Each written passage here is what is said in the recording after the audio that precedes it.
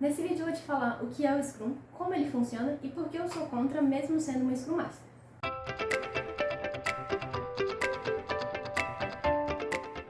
Primeiro, o que é o Scrum? O Scrum é um framework de trabalho. Isso quer dizer que ele tem um modelo, uma maneira específica de funcionar, com alguns itens que eu vou falar para você daqui a pouco. E o Scrum, para funcionar como o Scrum, ele precisa de todos esses itens funcionando da maneira como eles foram projetados. Se você já pesquisou sobre o Scrum antes, já deu uma lida em alguns sites ou até viu outros vídeos aqui no YouTube, você já deve saber que o Scrum nasceu para gerenciar projetos relacionados ao mercado ali de tecnologia, desenvolvimento de softwares, desenvolvimento de programas, programação. É para esse contexto que ele foi criado. Sabendo desse contexto, fica mais fácil de entender por que o Scrum funciona como ele funciona. Eu vou compartilhar na tela daqui a pouco uma imagem de um processo inteiro do Scrum, processo inteiro de uma sprint. Mas antes é importante você entender exatamente quais são esses pontos que fazem o Scrum ser o Scrum.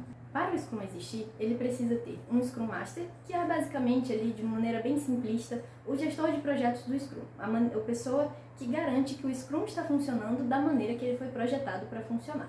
A gente tem o Product Owner, que é o dono do produto, é a pessoa responsável por cumprir as expectativas daquele produto. Então é a pessoa que tem lá o cliente, a pessoa que contratou essa equipe, tem o cliente, tem a equipe e tem o Product Owner. Essa pessoa vai pegar todas as expectativas do cliente, entender o que funciona, o que não funciona, conversar com ele sobre as visões que ele tem para esse projeto e passar o compilado dessas informações para a equipe. Então ele é a pessoa que tem que garantir que o que vai ser entregue para o cliente era o que ele esperava. E a gente tem também a equipe do Scrum, ou o time Scrum, que são as pessoas que vão fazer aquele projeto funcionar de verdade. E dentro do Scrum a gente não tem uma hierarquia, não existe uma pessoa que é responsável só por isso, uma pessoa que é responsável só por outra coisa. Todos os membros do time Scrum têm total liberdade de falar, de opinar, de contestar e de falar também que uma determinada atividade faz sentido para essa pessoa fazer ou não, e eles vão combinar ali entre eles quem vai realizar cada coisa. E de maneira geral, a equipe Scrum trabalha nessas atividades que ela precisa fazer para entregar o resultado final para o cliente em determinados períodos de tempo, em ciclos. E esses ciclos são chamados de sprints. E agora eu vou compartilhar com você uma imagem que mostra o processo inteiro de um sprint, ou seja, um ciclo completo de tudo que as pessoas precisam fazer, seguindo o framework do Scrum, para alcançar os objetivos que aquele cliente definiu junto com o Product Owner. Essa imagem eu tirei do site scrum.org, que é uma organização que educa e promove certificações a respeito do Scrum. Foi por lá que eu tirei a minha certificação de Scrum Master. Então vamos lá. Toda sprint começa com o Product Backlog. O Product Backlog nada mais é do que uma lista de objetivos que essa equipe precisa concluir durante essa sprint, ou seja, até o final dessa sprint, que costuma ser de 1 a 4 semanas. E lembra que eu falei que o Scrum nasceu para gerenciar projetos de desenvolvimento de software da área de tecnologia? Para facilitar, vamos pensar que o nosso time Scrum está fazendo um aplicativo. Então a atividade ali do Product Backlog, por exemplo, pode ser criar um menu principal. E perceba que para criar o menu principal, a equipe precisa desenvolver várias coisas. Ela precisa definir o que vai no menu, onde que o menu vai, enfim, é um monte de informações. Mas não é isso que está escrito ali. Ali está escrito de uma maneira mais ampla, que é exatamente o resultado de todas essas microatividades. Antes de começarem os ciclos de sprints, o Product Owner se junta com o cliente e eles juntos vão definir o que o cliente quer e o que faz sentido, o que consegue ser entregue para o prazo estipulado no contrato, para aquele orçamento, enfim. Feito isso, o Product Owner vai organizar um Product Backlog. O que isso significa? Tudo o que aquela equipe precisa desenvolver para que no final o cliente receba exatamente aquilo que ele está esperando. E agora começam as sprints. O Product Owner vai olhar para aquele Product Backlog, ou seja, para todas as informações, tudo que eles precisam desenvolver ao longo do projeto, e ele vai separar isso em um Sprint Backlog, ou seja, as atividades que a equipe precisa desenvolver até o final daquela sprint, até o final daquele período. E isso a gente vai chamar de Sprint Planning, que é exatamente planejamento de tudo que precisa acontecer durante aquele sprint, durante aquele ciclo. E geralmente essas atividades do Sprint Backlog estão relacionadas a um único objetivo, que é o objetivo principal daquele sprint. Esse objetivo serve para que a equipe não tenha que ficar perguntando o que é prioridade ou não. Se a gente sabe qual que é o nosso objetivo principal, a gente consegue, sozinho, determinar se uma atividade é prioridade ou não. Se durante o desenvolvimento daquele aplicativo algum item ali deu errado, mas o principal está funcionando, então está tudo bem. Eu não preciso correr para ir atrás desse que está dando errado. Eu posso continuar desenvolvendo aquilo que faz sentido para o meu objetivo daquele sprint. Nessa imagem, inclusive, você vai ver que a gente tem algumas figurinhas com nomes, né? A gente tem o PO, que é o Product Owner, a gente tem o SM, que é o Scrum Master, e a gente tem o Dev, que é o desenvolvedor, justamente porque o Scrum foi pensado para o desenvolvimento de software. E apesar desse time não ter uma hierarquia, a gente precisa ter um acompanhamento do que está acontecendo ao longo do desenvolvimento. Por isso a gente tem o Daily Scrum, ou a Daily Scrum. Então, diariamente, o time vai se reunindo e entendendo o que a gente já fez, o que a gente tem que fazer, onde que eu posso te ajudar, quais são os seus desafios. E juntos, todo o time vai entendendo o que está faltando para atingir o grande objetivo da sprint. E o que é importante a gente entender? Como todo esse processo é um processo criativo, a gente está criando uma coisa do zero muitas vezes, pode acontecer de uma coisa que a gente concluiu que está funcionando ainda esteja feia, por exemplo, ainda não esteja tão rápida, ela ainda não esteja tão boa quanto ela poderia ser, mas ela está cumprindo o papel dela.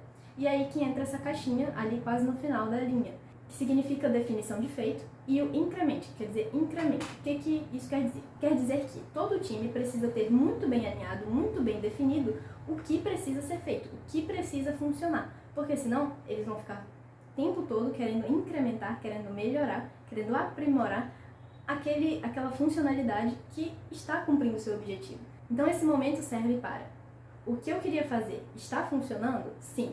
Eu poderia melhorar? Poderia, mas isso não é o objetivo agora. O objetivo agora é fazer as coisas andarem, e depois a gente melhora. E aí entra a Sprint Review, que é a revisão de tudo que a gente conseguiu construir, desenvolver a respeito do nosso objetivo. O que a gente conseguiu fazer de fato, o que é do produto final que a gente já conseguiu entregar agora. E logo depois existe a Scrum Retrospect, que é a retrospectiva do Scrum, que significa que a gente vai revisar o nosso processo de Scrum, saber se o processo que a gente seguiu durante esse sprint seguiu realmente os fundamentos do Scrum, ou se a gente precisa organizar mais alguma coisa, alinhar mais alguma coisa. Revisado esse processo, o Product Owner, mais uma vez, cria um novo Sprint Planning, com o objetivo do sprint e com o Sprint Backlog, que é o que precisa ser desenvolvido. E esse ciclo se repete até que a gente chegue na data final do projeto e tenha o produto pronto. E de maneira bem resumida, é assim que o Scrum funciona. Mas agora vale uma pergunta: quando o Scrum funciona? Porque que ele funciona, já foi validado e tem muitos anos, e as empresas de tecnologia continuam usando o Scrum. Para isso ele funciona. E quando é que ele não funciona? Como é que eu posso saber com antecedência se eu consigo e se vai funcionar aplicar o Scrum para o projeto que eu quero gerenciar? Eu vou te falar agora os pré-requisitos que você tem que analisar antes de decidir usar o Scrum ou não nos seus projetos. Primeiro de tudo é você analisar o tamanho da sua equipe, porque o Scrum funciona muito bem com equipes pequenas, justamente porque todos eles, de uma maneira ou de outra, vão interferir no trabalho de outro. Não existe, como eu já falei algumas vezes, uma função muito bem definida para cada pessoa dentro do time de desenvolvedores, que, como a gente chama muitas vezes, quem não é o Product Owner e o Scrum Master. Outro pré-requisito importante é se vale a pena para você ter um Scrum Master. Se faz sentido ter uma pessoa que ela não vai gerenciar o que está sendo feito ou não, ela vai gerenciar o processo do Scrum, ela vai gerenciar o processo que a equipe, o time Scrum está usando para atingir seus objetivos. Então ela vai saber se a daily está sendo feita ou não, se a daily está sendo feita dentro de 15 minutos ou não, se as pautas que estão sendo levantadas da daily são importantes, se a Sprint Review está sendo feita da maneira que deveria, se o Product Owner está avaliando bem as informações que tem que estar ali no Sprint Planning, no planejamento do Sprint. Então ele vai olhar como uma pessoa de fora e entender se tudo está funcionando bem, porque uma das premissas do Scrum é que esse time enxuto funcione de uma maneira autogerenciável. Eu coloco aspas porque eu não acredito em nada autogerenciável, acho que isso não existe. Mas a premissa do Scrum é que realmente a equipe se controle, vá identificando o que precisa ser melhorado, o que está atrasando, o que não está, o que está dentro do prazo ou não. E o pré-requisito que eu considero o mais importante é a análise do contexto daquele projeto, a análise das atividades que precisam ser desenvolvidas. E as atividades que eu quero dizer são as atividades cerebrais mesmo, o que vai ser necessário fazer para que aquilo se cumpra. Porque no meu contexto, por exemplo, os principais projetos, os que a gente tem de maneira recorrente nas nossas empresas, são projetos de lançamento, são processos de lançamento, na verdade. E os processos de lançamento são muito bem definidos. Eu sei quais pessoas eu preciso ter ali, quais funções eu preciso ter na minha equipe. Eu sei exatamente quais atividades eu preciso fazer, as microatividades que eu preciso fazer. Muitas vezes eu não tenho tantas atividades criativas quando o lançamento já foi validado, por exemplo. É mais uma reprodução, uma aprimoração, uma melhoria, uma otimização disso, daquilo. Então, no final, eu não tenho uma atividade criativa, não tenho uma coisa que eu vou criar do zero, muitas vezes. Algumas atividades pontuais, sim, são atividades criativas. Mas, no geral, se você olhar de uma visão macro, o lançamento é um processo.